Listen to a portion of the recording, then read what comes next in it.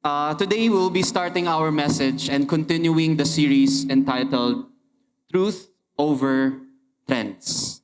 And without further ado, sabak na tayo for today's message entitled Trend for the Cloud. Pero before that, okay lang ba kung i-invite ko yung ibang mga nasa likod pumunta sa harap? Kasi sobrang lawak nitong lugar, parang nahihirapan tayo na magsama-sama dito. Pero if ever it's okay, can you all stand up, please? Let's all stand. And then move one chair forward. Okay lang ba? Alright, let's move one chair forward. Kuya James, dito ka na. Magko-co-preach tayo. Alright? Alright, thank you so much. Thank you so much, guys. Okay? Yun. Alright, sige. Let's start. So our title for today, Trend for the Cloud. And I'm sure most of us here, especially yung mga Gen Zs, di ba? We know what clout means. But for some of us here who don't know, basically clout means, or clout chaser, yun yung complete phrase actually, clout chasing. It means doing something for the attention and validation of others. Or another definition, trying to gain influence by doing something to appear relevant. Grabe, medyo ang heavy nung ano na yun, di ba? May kilala ba kayong ganyan? Or kayo yung ganyan? Ay, shucks, wag naman sana, di ba? Di ba ano yun? Uso yun right now. We're trying to get, or people in social media, they're trying to get attention by doing something different that sometimes mapapag-guess tayo kung mentally sane ba tong taong to. Di ba? But right now, we will be discussing this trend and relating it to some of the key characters that we will be talking about today in the Bible. And two of them, it's David and Goliath. I'm sure lahat tayo dito alam na yung story na yun kasi it's a very famous story. Kahit saan ka pa lumaki, alam mo David and Goliath. Pero my question for you here, do you guys know about the story of Saul? Si Saul, S-A-U-L. Right? He's not as famous as David and Goliath. Pero today we'll be starting with Saul's story and transitioning to David and Goliath. Okay? Ready na ba? All good? Taas kami yung ready na. Alright. Kasi right now actually mag-storytelling lang ako. Hindi ako mag-preach dito. Storytelling lang. And once upon a time, a long time ago, parang Disney movie, long time ago, sa Israel, did you know that Israel didn't used to be a kingdom as we knew them in the Bible? Right? A kingdom generally consists of the people and a king. But long time ago, Israel didn't have a king. They had people that you call judges, mga judger. Pero the tasks of these judges is to be the representative of God. Because during that time, imagine ito, ang ganda actually nitong description na to. Imagine, during that time, their king was God Himself. And imagine being ruled by such a perfect and trustworthy person as God Himself.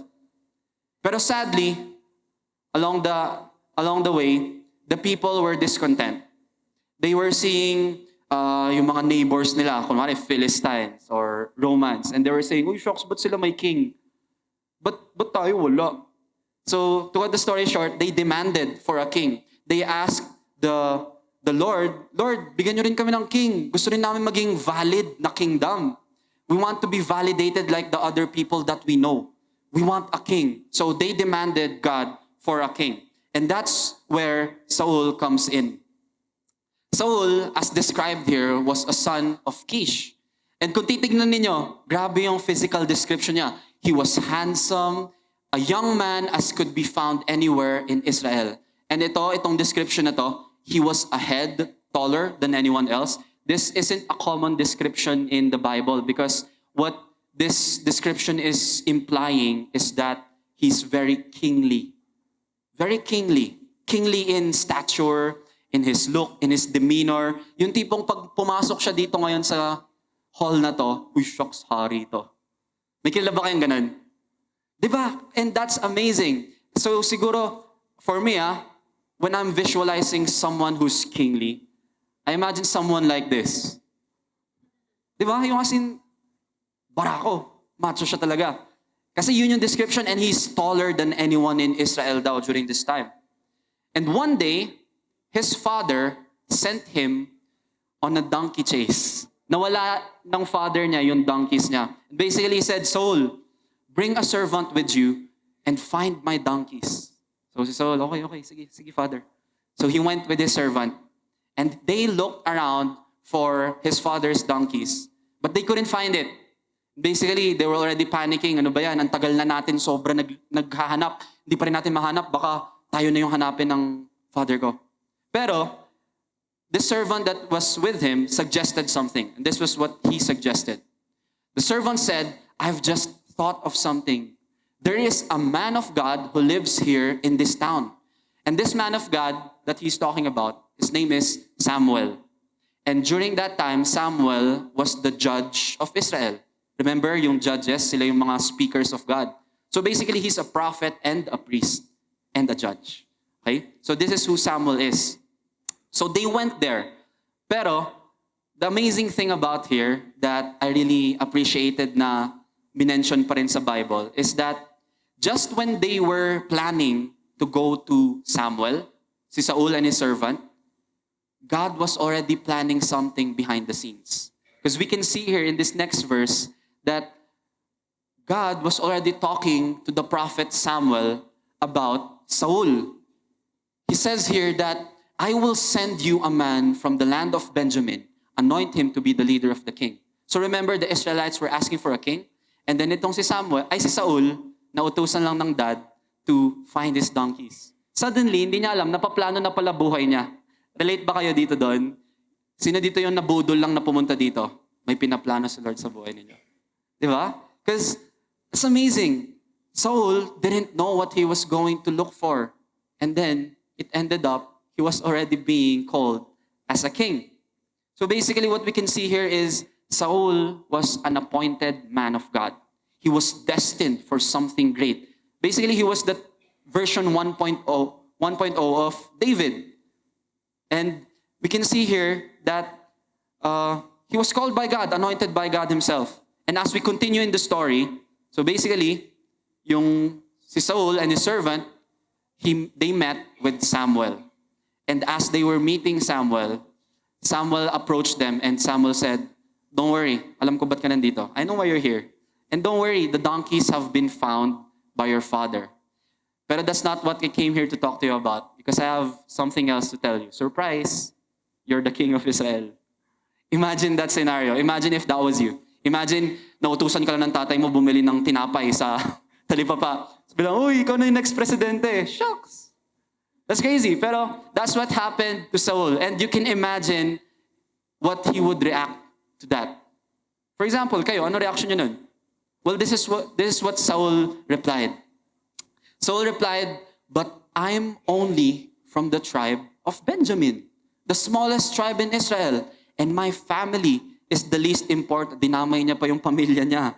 Of all the families of that tribe, why are you talking like this to me? What can you notice here about Saul's character or Saul's response? We can see here that he's responding out of that feeling that he doesn't deserve this. Or basically, he was feeling insecure. Yung first instinct niya maging self-conscious. Binigyan siya ng opportunity to be something like this. Tinignan niya agad, ako? Sino ba ako? Ako lang naman to. Diba? He had a lingering insecurity based on his family and his identity, his self-image. And we can see further along the story that this insecurity persisted. Kasi ito, in this part of the story, he was already called to be the king. He was appointed as king. And you know what he did? So imagine the scenario. God announced, okay, si Saul yung magiging king. So lahat sila, sino si Saul? Sino Saul? Sino ba yun? So hindi nila mahanap. So they said, Lord, where is he? And the Lord replied, he's hiding among the baggage. So nagtago siya. That's crazy. I mean, for some of us here, maybe we can relate. Kumari, we were called to do something and feel natin, shucks, hindi ko yun kaya. So tinakasan mo lang, sabi, may sakit ako. Diba? And this exactly what he did. And this the reality of our experiences too sometimes. God calls us sometimes to higher callings, but we hide in our comfort zone, in our insecurities. We make excuses like, hindi ko kaya yan, ganito lang ako. Yung pamilya ko, ganito lang. Ito lang yung background ko. But can I tell you something today? Something that I realized when I was reading this is that we have to fight against that tendency that when God calls us to something, we immediately look to ourselves. Right? Because here's the reality, and I know this based on experience. You'll never run out of reasons to be insecure, inadequate, when you keep looking at yourself and your own skills and qualification. Never nagkaroon. Ewan ko kung kayo baka na-experience yun, siguro ganoon lang kayo confident. Pero ako, bawat I'm being called to something, to do something that I feel like, eto right now, I'm speaking here. Huh? Shucks ako. Right? That's always our tendency. Pero the encouragement that I got from studying this is that God calling you, you're never the point of it. That's never the point. When you look to yourself, that's never the point of it. Being called by God means it's not about you, but it's about the God who calls you. Right? So I don't know who needs to hear that right now, but I hope you're being encouraged if ever you're being tasked to step up to something. It's not because actually that God trusts you na, ay malupit tong batang to. I-entrust you sa kanya. But it's more of God has something in store for that story and He's using you. He's going to use you. And for sure, He's going to equip you with that. But let's continue to the story. After this, so siya na yung na-announce na king, si Saul. A group of people called the Ammonites attacked a city in Israel. And the people asked help from Saul. And you know, the story was actually very gruesome because the attackers, the Ammonites, they were gouging the eyes of Israel, the people of Israel, just to challenge them and to taunt them. Pero during this time, when they asked help from Saul, because he's supposedly the king now, it described there that the Spirit of God came upon him to equip him, to prepare him for the job at hand. And basically, he gathered people, parang movie lang, na nag-battle cry siya. And then, ayun, sinugod nila yung Ammonites. They went to battle the Ammonites and they won. And after this victory, ayun na, they celebrated. And suddenly, everyone liked him. Diba? Just because he did something that they needed from him, they suddenly liked him. Now, Saul was an established king. Everyone liked him. O, diba? Ang ganda na sana kung dito nag-end yung story, happy ending na. Pero sadly, no. Kasi after a while, another attack came. And this time, the attackers were the Philistines. And if you can see here the description, the Philistines assembled to fight with 30,000 chariots and 6,000 horsemen. Hindi ko nga ma-imagine kung gaano kadami yung 30,000 eh. Tapos yun, 30,000 chariots. And guess how many Saul had? Here at the bottom we can see, when he counted the people with him, they were only 600. That's crazy. Imagine that. Imagine Saul's point of view. Here he is, an insecure guy, appointed king. Not everyone liked him, but finally he was able to prove himself as king. He won the battle, and now everyone likes him. Happy ending. And then this comes. Imagine that. This comes, and then his people were only 600 men. Definitely that was something that would pressure Saul. But what happened next? Well, during this time, remember Samuel, yung prophet, the judge? He told Saul, okay, here's what we're gonna do. We can't fight this battle on our own. You know what we need? We need God. We need God by our side. So wait for me. Wait for me 7 days. We'll meet here and then we'll offer a sacrifice to God so that we might have His presence and favor. Gandang plano, di ba? A good plan. But sadly, here's what Saul did. Oh, because by the way, that plan, it was supposed to be Samuel alone who would sacrifice the offerings. Because that's a strict thing in the commandments during that time that when you're going to offer a sacrifice, it should be a priest and not just a regular person. But here's what Saul did. Bring to me the burnt offering and the peace offering. And he offered the burnt offering himself. And you know, in the Old Testament, that's a big no-no. Because you can't do that. It was so strict during that time that sometimes people who were unqualified presented those things and they died. So that's a serious thing. Saul didn't wait for Samuel, but he did the offering himself. He must have felt the pressure of, I need to do something because the people are relying on me. Relying on me. Pati tinanggap na nila ako eh. I already gained their approval. I don't want to lose it. He must have felt that way. That's why he did this. But the sad thing is, exactly after finishing the burnt offering, Samuel came as promised. So he was so impatient. He felt like he had to take things under his own control. But suddenly, we can see here, Samuel came as promised. So what happened next? So this is what Samuel said to him. What have you done? And I want you to focus on the two highlighted sentences here. The first one at the top and the next one at the bottom. Let's start at the bottom. So this is basically his reasoning for why he did what he did. And let's see the one at the bottom. He said, I did that because I have not asked the favor of the Lord. So I forced myself and offered the burnt offering. On the outset, it sounds good, right? It sounds like, he did it because he desperately needed God to be on his side. Sounds good, right? Sounds good. Sounds like there's nothing wrong with that. But check out the one at the top. And this is actually what he first said. And sometimes, most of the times when you're caught off guard, kung ano talaga yung nasa utak mo, yun yung una mong sasabihin, di ba? And this is what he said first. He did that, and this was his reason, because I saw that the people were scattering from me. What can you see here? Saul was pretending to do it for the Lord. But he was just trying to cover his self-esteem problems with a seemingly good motive. Tinatago niya dito. He's hiding it behind, I'm forced to do this I have to do it because I need God by my side. But actually what he was doing is, I don't want them to run away from me. I need their validation. I already gained that security with their approval. I can't lose that. It's the lie that we sometimes tell ourselves. I had to do it. I had to compromise my beliefs as a Christian. I had to cheat that exam. I had to falsify those documents. I had to like those things too. I had to do those things with them too. And most of the times, that's not the reality. There's always a choice, right? So we can see here that Saul didn't do it because he needed God's favor. He didn't do it to please God. He did it because he was insecure. He needed validation. And he needed to prove himself to the people. Basically, takot siya mapahiya. So what happened next? This is what Samuel told Saul.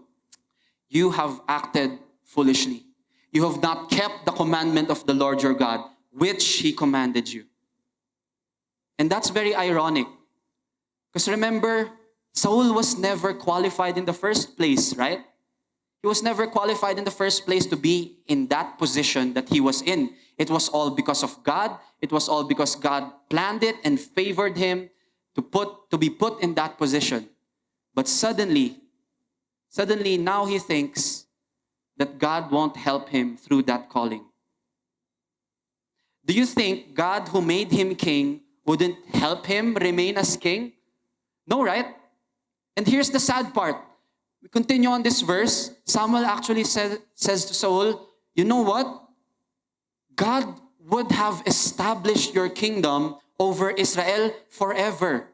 God already had this plan. If only you waited a little longer. He was already planning to provide for you the victory. But you had to rush. You had to lose faith in the last minute. And it's sometimes the same for us, right? For example, God gave us a business and it was thriving. The first part was good, was going good, grabe yung revenue. So okay pa tayo mag-declare ng tax. Suddenly, stuff happened. Kunwari sa pandemic siguro. And then we felt like we had to take things under our own control. No longer pay the fair wage sa mga employees natin, or something like that. Or maybe, honor student ka. Oh, puro line of nines. Suddenly, nagkaroon ng palakol. O panic ka nun, di ba?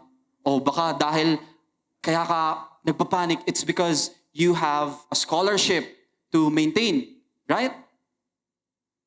But here's the thing. When God calls you to something, God gives you something that's definitely for you, it's also Him who will sustain you in that calling. He gave those callings to you, He will sustain you in them. When we try to preserve our callings with our strengths, we discredit God who gave us that calling in the first place and promised to sustain us through it. And you know what our number one calling is? I'm not just talking about something specific like an honor student or a business owner, but all of us here actually have one main calling, and that's to be followers of Christ.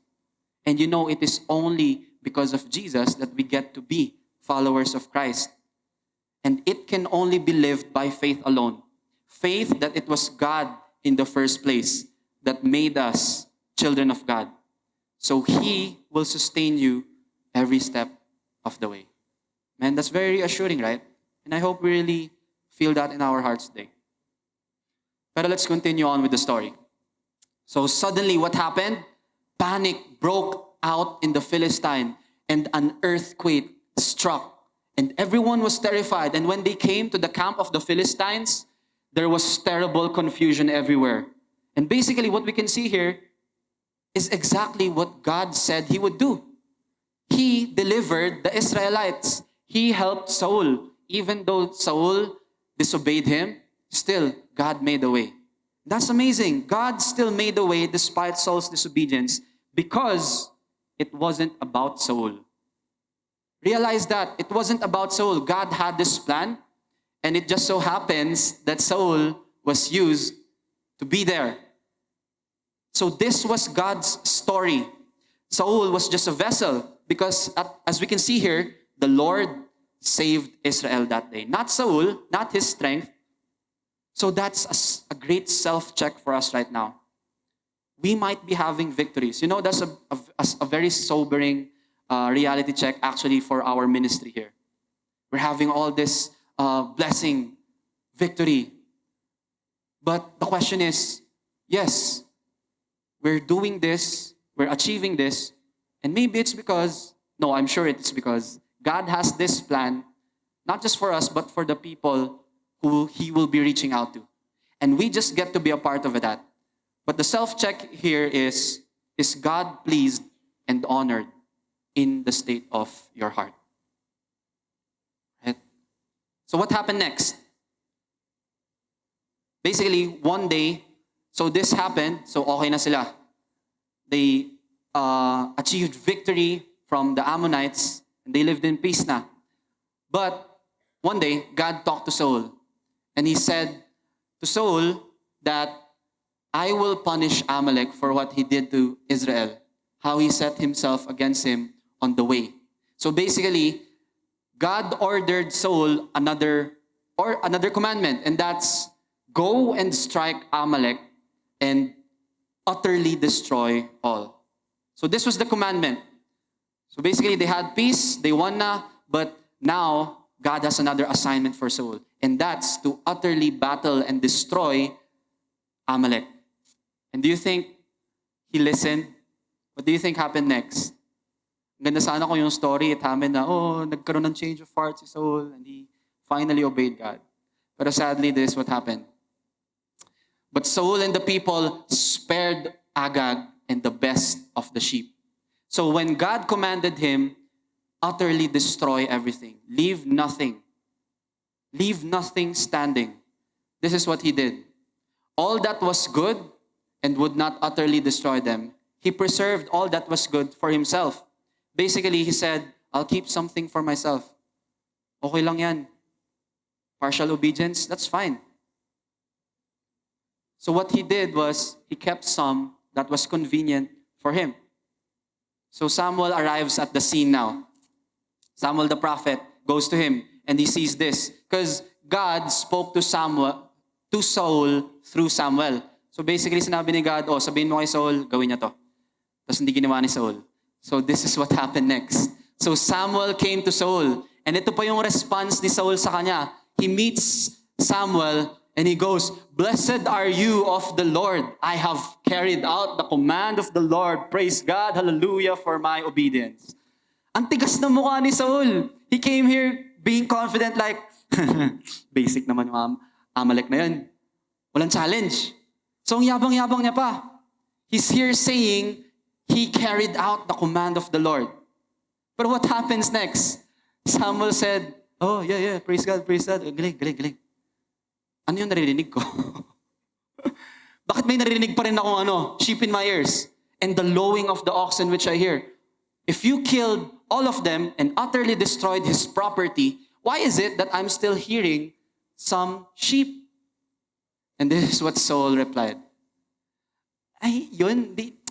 No problem. It's the people, they brought them from the Amalekites. For the people spared the best of the sheep and oxen to sacrifice to the Lord your God. But the rest, okay lang, we destroyed everything. The rest, okay lang. Pero sayang naman yung sheep. Ang taba-taba, ang fluffy ng fur. Di ba? And this was his reply. So we can see here, doon pa lang sa highlighted words, he was saying, they, the people, he's passing responsibility. When in the first place, he was king. Definitely, he had the authority to say, don't leave that alive. Kill all of that. But no, he was passing responsibility. And what happened next? This is what Samuel said to Saul. I don't know, pero para sa akin, nung binabasa ko ito, natatawa ako. Kasi I imagine it going something like this. Saul, halika dito. Wait and let me tell you what the Lord said to me last night. So siguro si Saul, tuwang-tuwa sa rin niya. Sige, ano yun? Ano sabi niya? Mapapromote na naman ba ako? And he said, Samuel said, is it not true, though you were little in your own eyes, though you were insecure about yourself, though you felt like you weren't worthy to be king, God made you king? Oo nga, di ba? Lupit ko, di ba? Galing, king na ako ngayon, saya. And the Lord sent you on a mission and said, go and what? Utterly destroy the sinners, the Amalekites, and fight against them until they are exterminated. Di ba kahapon lang yan? Di ba ang galing? Natapos ko na yan. I did what the Lord command. Hallelujah! Why then did you not obey? Badge. Sinampal na bigla si Saul. The voice of the Lord. And did what was evil in the sight of the Lord. Di ba? Suddenly, reality check. Dahil mong sinasabi, manahimik ka nga dyan. You didn't obey God. What are you talking about? And this is what he said. What? I did obey the voice of the Lord. I went on the mission and have brought back Agag, the king of Amalek. This is funny. This highlighted sentence. Let's start here. I have utterly destroyed the Amalekites. Isipin nyo, he's saying, I utterly destroyed them. Tinan mo nga, nandito yung king nila, buhay That doesn't make sense, right? I utterly destroyed them. Do you hear the sheep? They're still alive. I did what God said. But it was the people. You don't understand. The people kasi yun Ang kulit nila, no? Pasaway Buti pa ako, sinusunod ko si Lord. Hallelujah. But the people took some of the spoil, sheep and oxen, the choices of the things devoted to destruction. But wait, don't worry. It's okay. You know why? Because we're going to sacrifice it to the Lord. So, his disobedience was being covered up by passing the blame to the people and then covering up with, I'm doing it for the Lord. Praise God for my obedience. Diba? But Samuel replied, and this is very sobering, what is more pleasing to the Lord? Your burnt offerings, your activities here in church, how high you've been in ministry, the excuses that you make, or your obedience to His voice. Listen, obedience is better than sacrifice, and submission is better than offering the fat of rams. Because you know why? Rebellion is as sinful as witchcraft, and stubbornness, grabe, stubbornness as bad as idolatry. And sometimes we play that low, right? Hindi, okay lang yan, onting stubbornness lang yun, siya kasi may kasalanan eh. Hinahumble ko lang siya for the Lord yun para matuto siya maging humble. I'm doing it for the Lord. Right? But that's worse. It's as bad as worshiping idols. God wants your obedience more than your excuses. We can do ministry and praise the Lord here, attend Elevate, attend CCF, every day pa. But our personal lives are what matters to Him. Our hearts could be full of compromises, and yet we'd go here praising the Lord, raising our hands, crying and all of that. But that is displeasing to God. You know, I don't know, He might be telling you something like, be more vocal about your faith, even just in your family, because they need your light to shine in that place. Or maybe He's asking you to surrender that sin that you keep holding on to completely. Or be more honest to your D group about your vulnerabilities and struggles. To fully commit to what He's telling you to do and to obey. Because it's not the external activity, the excuses, the things that we cover up that matters to God. But it's the inward obedience toward God and His words. And as we can see here, we'll finally see Saul being honest. And this was his genuine reason for why he did that. I did that because I was afraid of the people and what they demanded. So we can see here, finally, di ba? Finally, Saul becomes honest with himself and with Samuel. Sorry, inamin ko na. I did that because I was insecure. I needed the people's validation. And here's the thing we need to see.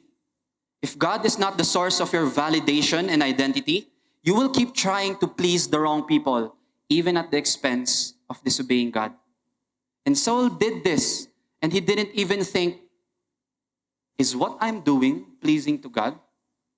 Is what I'm doing actually obeying what He told me to do? He was too busy covering up for his insecurities by pleasing men. This is what Samuel tells him. But now your kingdom shall not continue. The Lord has sought out a man after His own heart. So, recap. Saul, this great man, strong, taller than anyone else, he wasn't pleasing to God.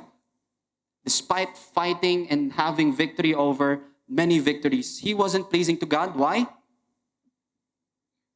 Because his heart was in the wrong place. It was too focused on himself and what others thought of him. It was a heart issue.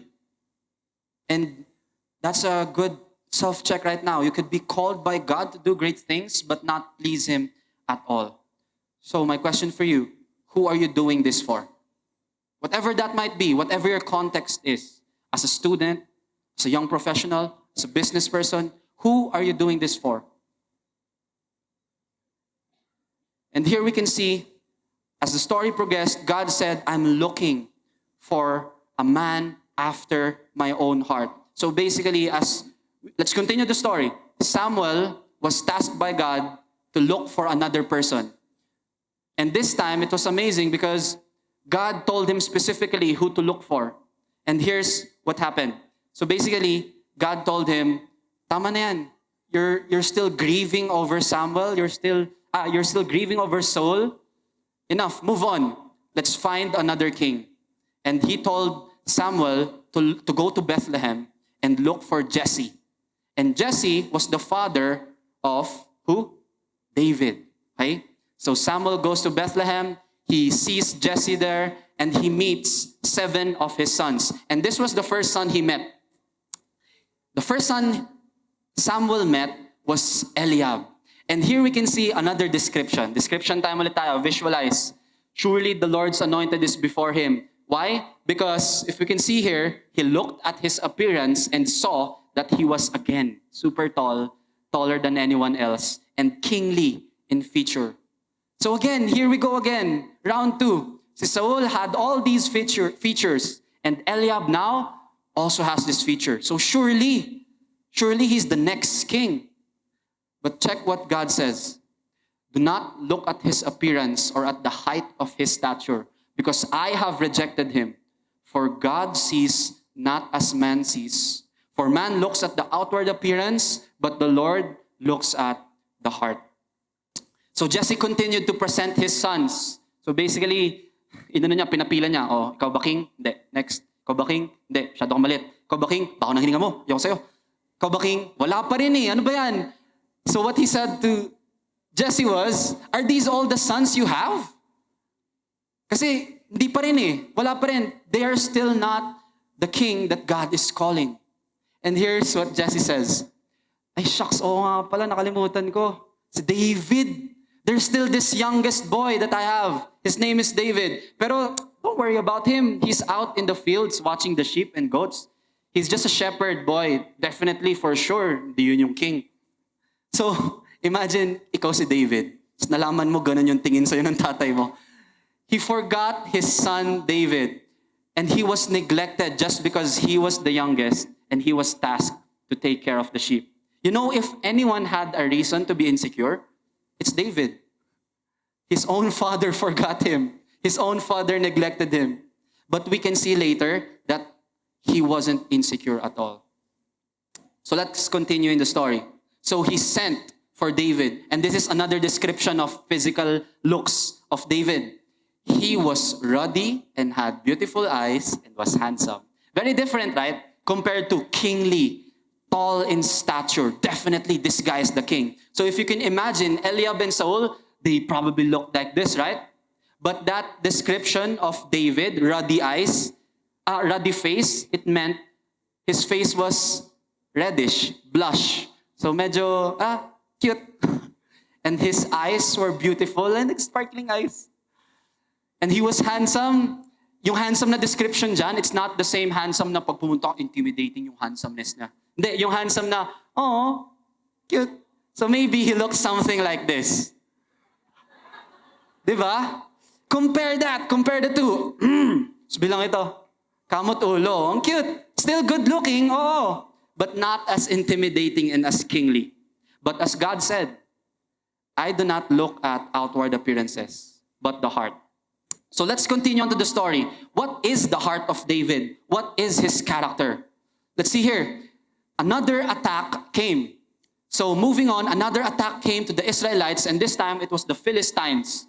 And they gathered their armies for battle. And dito napapasok si Goliath. And I know we all know this story of Goliath. So Goliath enters into the story.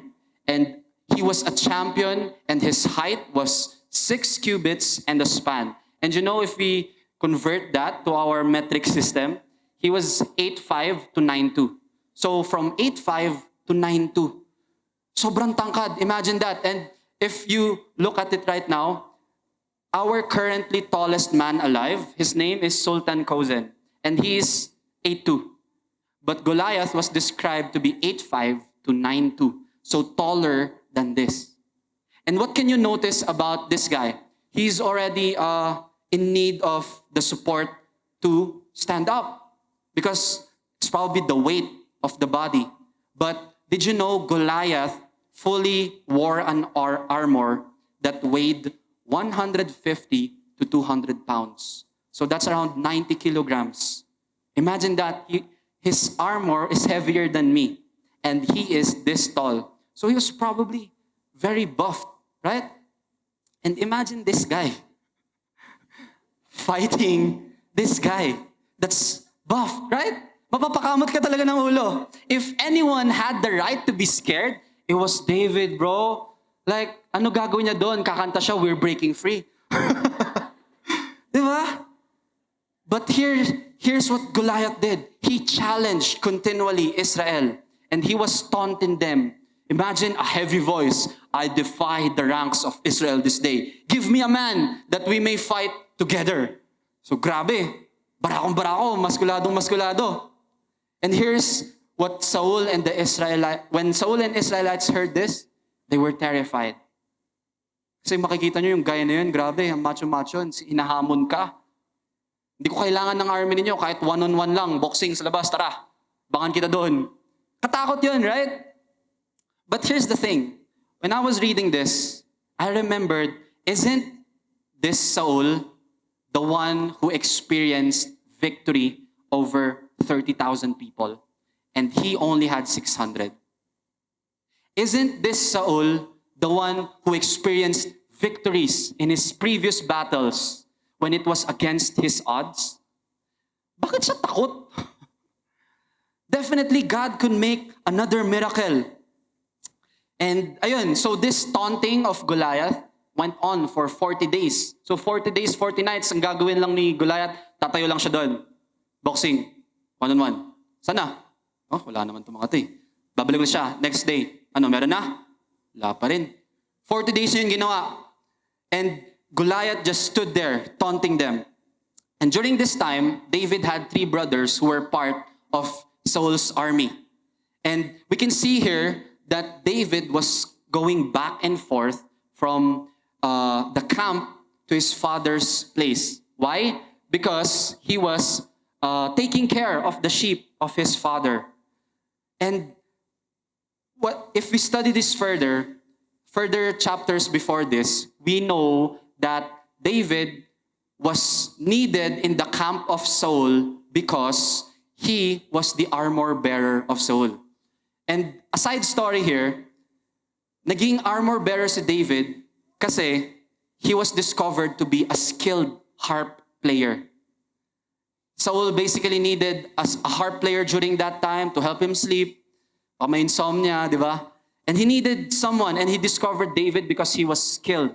And he was so delighted in David, he promoted him as an armor bearer. What can we see there? Let's stop at that fact that David was a skilled harp player. And he was a shepherd. We can see there that he worked on his craft in isolation.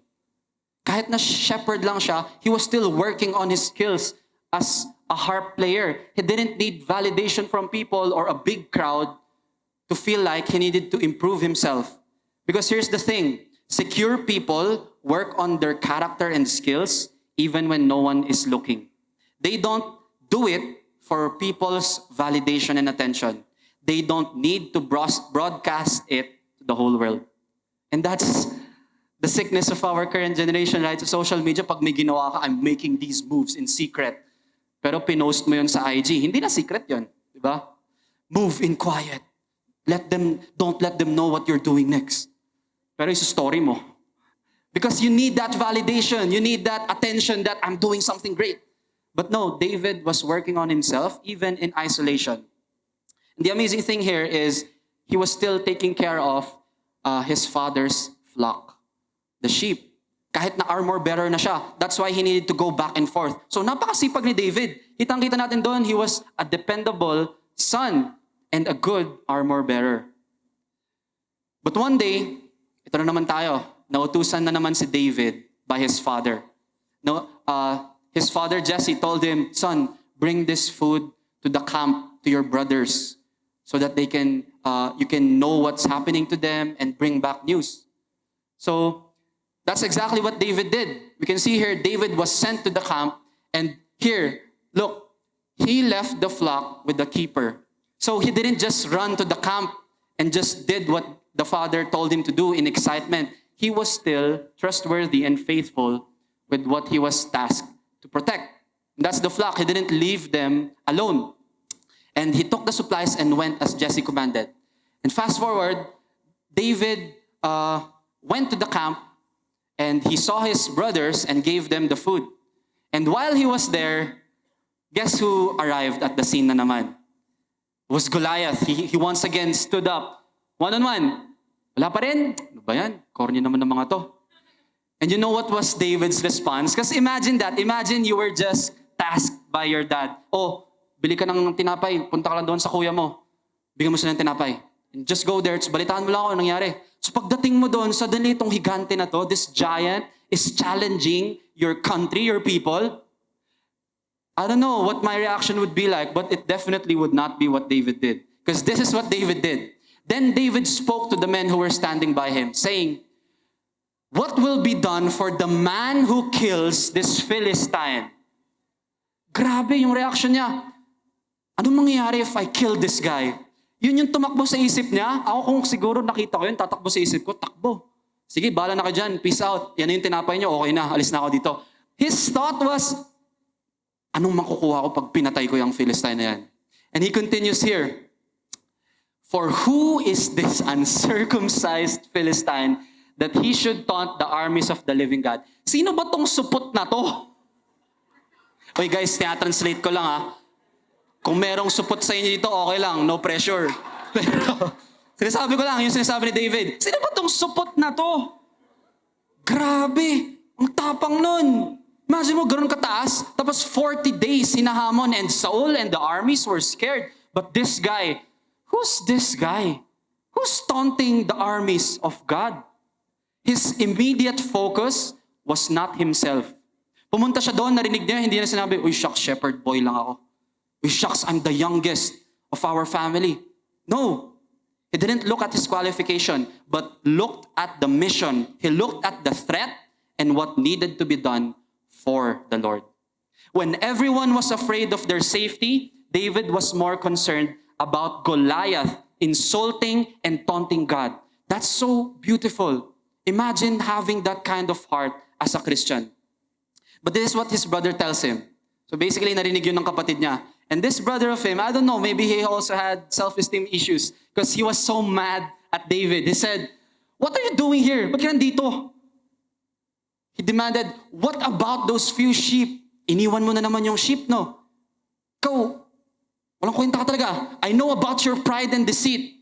Pero we know, right, that David didn't just leave the sheep. He let someone take care of it. So he was faithful. So all these things that his brother is saying, it's just accusation. It's not true. Tapos ito lang yung sagot ni David. Ano ginawa ko? Kagalit. I was only asking a question. So we can see here, David wasn't bothered at all. Imagine kung si Saul to. He probably would have been super discouraged because his own brother was telling him, ano ginagawa mo dito? This isn't a place for you to be in. But instead, he continued asking around, sino ba itong supot na to? Sino ba itong supot na to? Narinig siya ni Saul. Uy, sino yung tinatawag ng supot? Uy, huwag niya tawagin yung supot, baka marinig ni Goliath. So, Saul met with him. So, ito na, yung two main characters natin. They meet. And this is what David says to Saul. Let no man's heart fail on account of him. Your servant will go and fight with this Philistine. Grabe. And imagine this. Compare the two. David, the neglected child, the sheep caretaker, the armor holder, the errand boy, whose brother just accused him of being wicked. He was this bold and confident. Meanwhile, Saul, who just witnessed a battle of 600 against 30,000 and the 600 wins, he was this afraid. And you know this, what Saul said to David. You are not able to go against this Philistine to fight with him. For you are but a youth, while he has been a warrior from his youth. So basically, Saul discouraged David. And what can you see here? Saul was projecting his insecurities towards David. He always felt like he was undeserving. And suddenly now, this guy is being so bold, as if he can do it. Bakit ka ganyan? Ako hindi ako ganyan, ha? Wag. Tigilan mo yan. So he was projecting his insecurities to David. But this was David's response. Your servant was tending his father's sheep when a lion or a bear came and took a lamb from the flock. I went out after him and attacked him and rescued it from his mouth. And when he rose up against me, I seized him by his beard and struck him and killed him. So what can we see here? Was David's confidence because of his experience? From this verse, right, we can see that, kaya pala confident si David because he already killed a lion and a bear. So he's probably confident, he's probably good at battle. But no, let's continue the verse because that's not the point of his confidence. Here, next, he says, and itong supot na tong Philistine will be like one of them since he has taunted the armies of the living God. We can see here David's genuine reason. It was because he taunted the armies of the living God. We can see here on the outset, his purpose, his reasoning was, it's for the Lord. Baka nga nagtataka siya, bakit kayo wala kayong ginagawa? Si God yung ini-insult niya. Diba? Grabe ang powerful nun. But again, this doesn't answer. Why was David so bold and sure of himself? Was he just crazy? Was it being prideful or cocky? No. Because let's see David's reason for his boldness on the next slide. This is what he said. The Lord who rescued me from the claws of the lion and the bear will rescue me from this Philistine. This is where David pulled his confidence and security. He wasn't basing it on his experience or skills or qualification. He wasn't saying, I can do this because I'm skilled. Or on the other side, like what Saul did, I can't do this because I'm only this. No. His boldness and confidence was on the Lord. He knew it was God who would do it, not him. And that's exactly what he said later. But here we can see David was sure he would defeat Goliath not because of some self-centered ambition or prideful confidence. He didn't do it because, I'm sure I'm going to do this so that I can achieve this. I can achieve fame. I can achieve validation. No, he did it. He was sure of it because he knew it would glorify God. David's purpose was not to validate himself, but to exalt God. That's amazing. And we all know what happens next. So yun na si David, he goes up against this Philistine, picks up 5 stones. And you know that 5 stones, it's very significant because we can see there, he wasn't basing his victory over his equipment, over having a 90-kilogram armor on. No. He was confident with just having 5 stones because he knew he had one big God behind him. That's amazing. So he went on to face Goliath. And you know Goliath's response? He must have felt so insulted. Imagine waiting 40 days. Boxing sa labas, one-on-one, bibigay sa kanya ito si David, si Zac Efron. Diba? And he said, am I a dog that you come with me with a stick? And he cursed David. You know, this would have been the perfect time to run away. Siguro, papunta doon si David, kaya ko to, si Lord kasama ko. Joke lang pala, wag na. Diba? That would have been, I don't know, that would have been probably my response. Pero here's what David said. And I want you to pay attention to this closely. David replied to the Philistine, You can come to me with all that height and strength. You can come to me with that spear, with that sword, with that javelin. But I come to you in the name of the Lord of heaven's armies, the God of the armies of Israel, whom you have defied. Oh, to have that boldness, to have that authority and confidence that his security was not found in himself, but in God. Today, the Lord, not me, not David the shepherd, not David with 5 stones, it's the Lord that will conquer you. And I will kill you and cut off your head. And then I will give the dead bodies of your men to the birds and the wild animals. And the whole world will know that there is a God in Israel. Grabing declaration yun. That's so inspiring. His end purpose wasn't so that the whole world would know I'm great, but it's so that the whole world will know God. And look, even to this day, we're telling his story, right? You realize that? This is exactly what he was able to accomplish.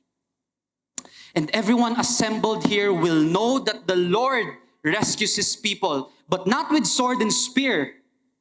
This is the Lord's battle, and he will give you to us. Do you feel that conviction? Do you feel that kind of zeal and excitement and passion as David had? The authority in his power, in his voice. That wasn't self-confidence. That was confidence in God. And as we end, let me ask you, what do you think these stories were about? Or rather, who do you think these stories are about? Do you think it's about Saul? Or maybe you think it's about David? Or maybe it's about the uncircumcised Goliath. Hindi ko na sabihin yung word, baka ma-insult kayo. Maybe it's about Goliath. But you know what? Let me tell you, these stories, they weren't about any of those three.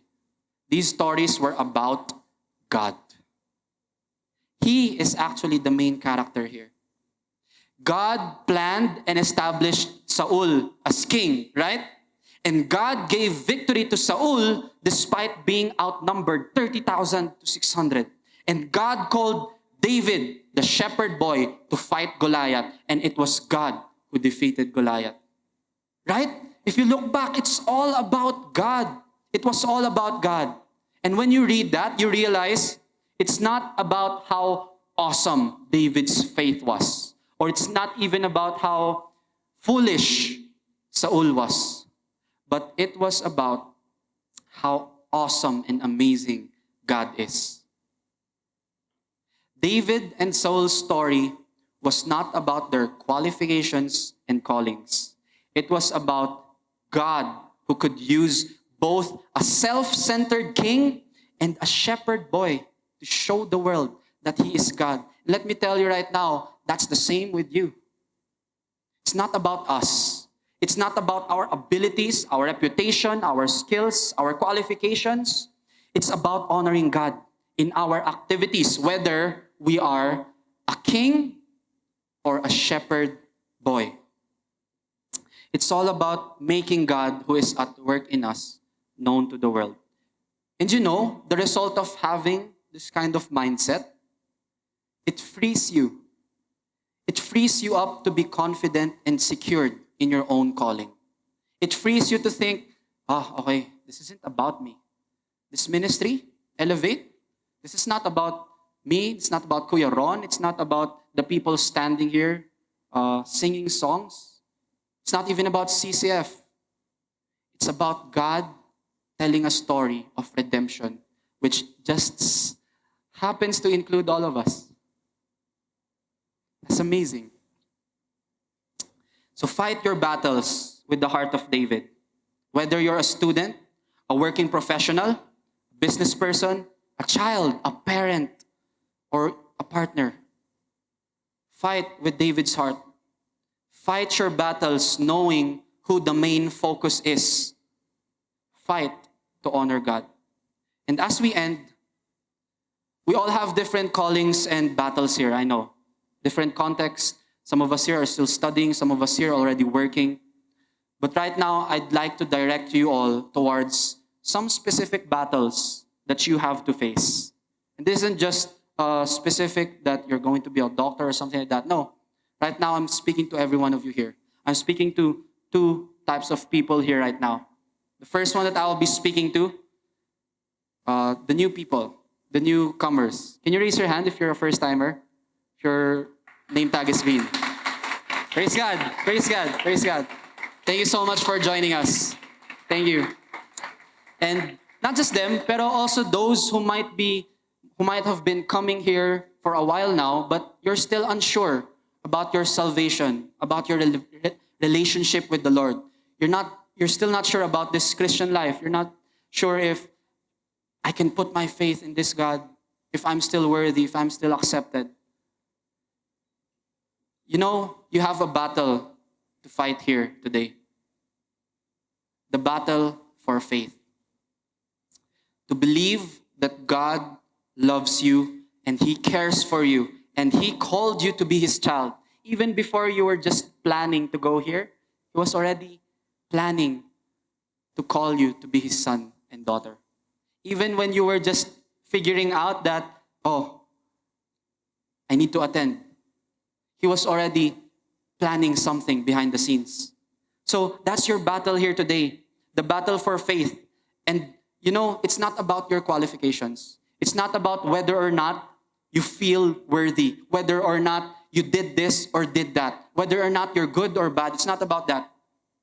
All you need to do today is believe that Christ came into this world, lived a sinless life, died on the cross, and rose on the third day so that no matter how unworthy and unqualified you are, God can now call you His child. And this is what he tells us. For God so loved you. For God so loved you. For God so loved each and every one here that he gave us his only begotten Son, so that whoever, no matter what you've been through, no matter what you just did a while ago, no matter what you did 10 years ago that still haunts you today, whoever believes in him shall not perish, but have eternal life. So fight doubt. I encourage you today, fight doubt. Fight that lingering insecurity in you saying, I don't deserve this. I don't deserve this type of love. I don't even know if I can go through with it. Put your faith in Jesus. Trust him as your Lord and Savior and surrender your life to him. It doesn't matter what your history and qualification is. God is calling you to him. Answer his call. Repent and put your faith in Christ. And this is the reality. This is the truth. God loves you so much that he bore the cross for you. But the second group of people that I want to talk to you today, is the believers here. Our volunteers, our regulars, those who are already in this walk of faith, maybe for years now, or maybe relatively new, but you're already sure about your faith. Let me direct you to two primary battles. And I encourage you, please, take this seriously, especially the volunteers here. First battle, fight for your purity. Fight for your purity. Fight your Goliaths of sin and compromise. Utterly destroy your Agags.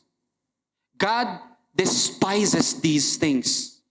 God hates it when you choose something else above him. God hates it when you make excuses, doing this, doing that, when you know God loves you enough to protect you from doing that foolish thing.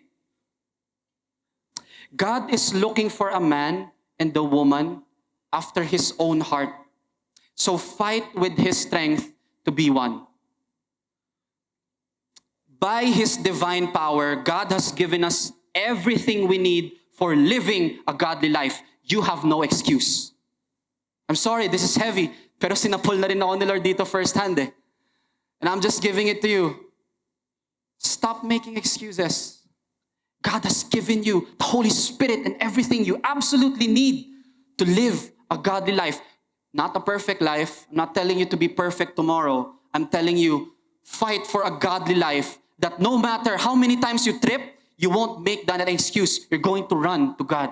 You're going to ask for his help. You're going to ask him to change your heart because you know that kind of heart displeases him. Fight for purity. Fight for purity, guys. Obey and utterly destroy all your idols in your life. And here's the thing. We cannot do this on our own. But here's the assurance here. He has given us everything we need to do it. He has given us not the armor, not the 5 stones, but God himself, which is more than enough.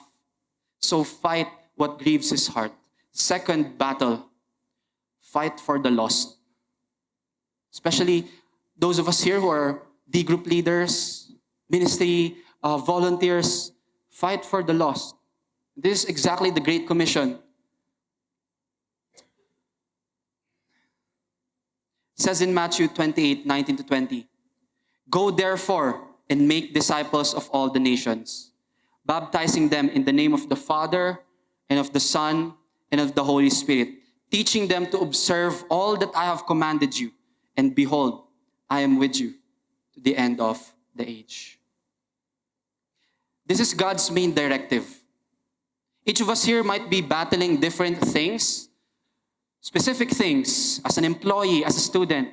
Pero as Christians, we are united in this call of the Great Commission. And you know, this is God's main heart. But my question for you today is, do you actually believe this? Do you actually care about this? Alam nyo, nung sinapul ako ni Lord dito, I realized, no. Honestly, I said, Lord, sorry, no. I don't care about other people as much as you do. I don't care about those people in my life who don't know you yet as much as you do. I only care about my comfort. I only care about looking bad. I only care about having their validation and preserving the relationship, even if it means they're going to suffer eternally. David fought because he was passionate about what God cares about. So fight with the heart of David. God is fighting for his people to be united with him. And he sent us to be representatives like David.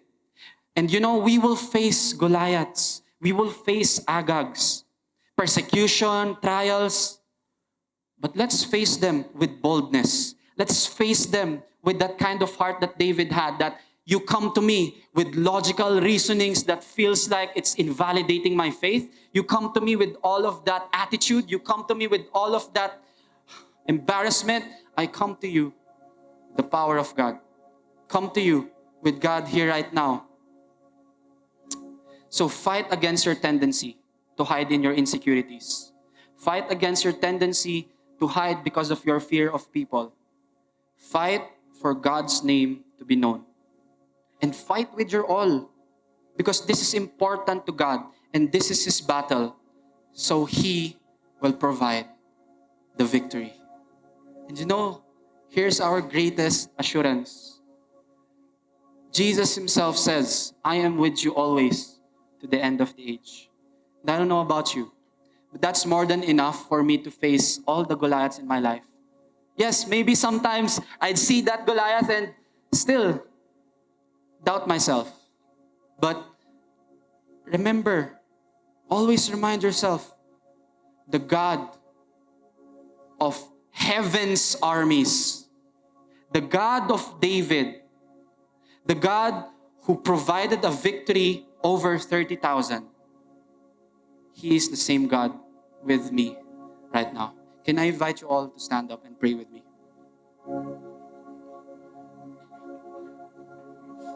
And today, as we just seek God and sing this upcoming song, Same God, let's feel it in our hearts right now. Let's ask the Lord, Lord, help me to have a heart like David. Lord, I might be as insecure as Saul. I might be unqualified as a shepherd.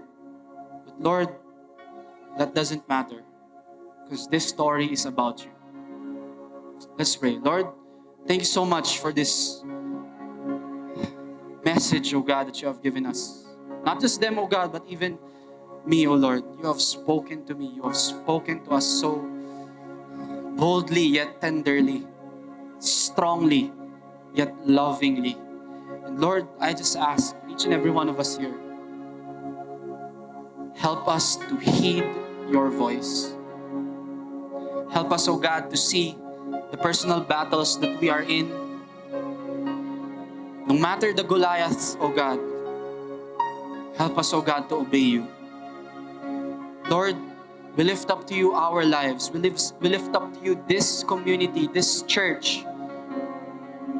Lord, we are weak, we are broken, and we need you mightily, oh God. We need you so desperately. So I pray, oh God, right now, give us a heart like David. Lord, give us a heart that puts you first, that focuses on you, not on our insecurities, not on our qualifications, not even in our strengths, but in you, oh God. Give us a heart that longs for the things you long for, that breaks for the things that break your heart, that loves the people that you love, Panginoon. Give us, oh God, that kind of heart. This is our prayer, oh Lord. And as we continue on the service, we ask, oh God, continually speak to us. Continually grant us, oh God, a heart that's receptive to what you are speaking to us through our breakout sessions, through the music that we will be singing, through every single thing that we will be experiencing throughout the rest of this, not just this day, but this week, this whole life, oh God. Let us be listeners, oh God, of your voice. Let us walk as David walked, with boldness and confidence in you. We thank you, Lord, and we give you back all the glory, the adoration, the praises, oh God, knowing that the battle belongs to you and knowing, oh God, that this is your story. We praise you, we honor you. In Jesus' name we pray, amen.